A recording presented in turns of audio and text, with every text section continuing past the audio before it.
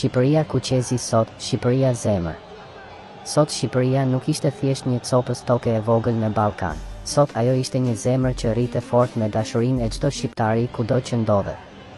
Sot, nga çdo cep i trevave të mbetura padrejtësisht jashtë kufive të saj, erdhën nipat dhe mbesat, bijtë dhe bijat, nënat dhe baballarët, gjyshet e gjyshërit për të bashkuar zërat e tyre. Për të kënduar e për të vallëzuar në ritmet e shqiptarizmës së përjetshme. Nga Nishi dhe Presheva, nga Bujanoci e Medvegja, nga Tetova, Gostivari, Kërçova dhe Struga, nga Ulqini, Plava e Gucia, nga Tuzi dhe Malësia e Madhe, nga Çameria, Arta dhe Janina, të gjithë bashk, një zemër, një popull, një kom. Shqipëria e vogël, e kufizuar nga padrejtësia historike, i hapi krahët e saj bijve e bijave që e duan, e që nuk reshtin së besuari se bashkimi është i mundur. Sot u tregua se nuk ka forcë që mund të ndalë mallin dhe dashurinë për tokën amtare. Sot u dëgjua kënga, u hodh vallja dhe u përqafuan motrat e vëllezërit që ndajnë gjakun, gjuhën, historinë e sakrificat.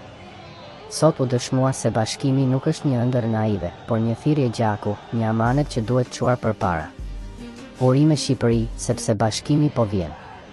Dhe le të lutemi të gjithë Zotit që të na japë jetë e shëndet që ta shohim këtë bashkim të ndodhur, që të jemi brezi që lufton e nuk dorëzohet, që të mos ia lëm këtë barë fëmijëve tanë, por t'ua lëm dhurat një Shqipëri etnike të bashkuar. Sepse ky brez nuk do të harrohet kurrë, brezi që e deshi bashkimin me zemër e me gjakë.